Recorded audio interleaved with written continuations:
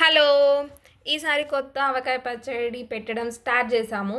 ఇక్కడ కాయలన్నిటిని వాటర్‌లో ఏసి బాగా కడుగుతున్నారు. దానికోసం మా నక్కులు కూడా హెల్ప్ చేస్తున్నాడు.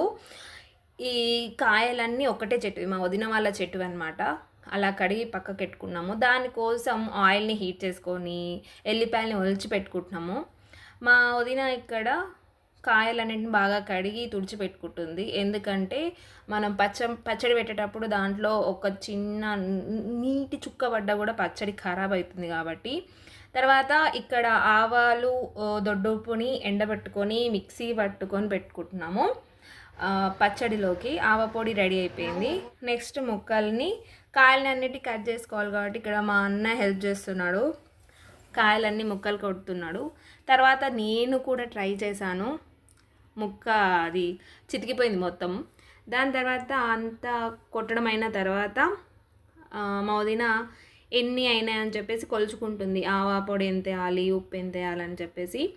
తర్వాత ఆ ముక్కలోకి ఉప్పుని, ఆవ పొడిని అంతా వేసి ముక్కలకంతా మంచిగా పట్టేలాగా మంచిగా కలుపుకొని పెట్టుకున్నాము.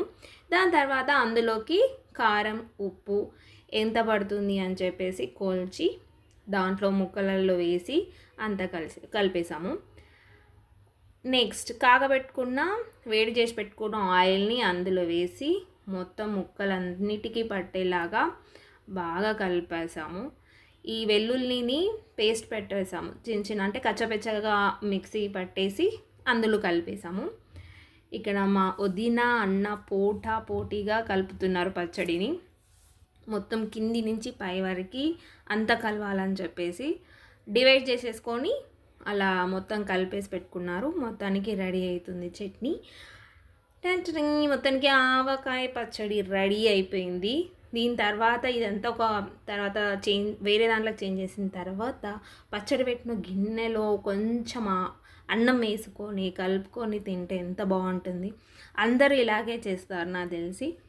సో ఇక్కడ అదే ప్రాసెస్ జరుగుతుంది. అందులో అన్నం వేసి మంచిగా కలుపుకొని అందరికీ ఒక్కొక్క బుక్క అలా తింటున్నాము.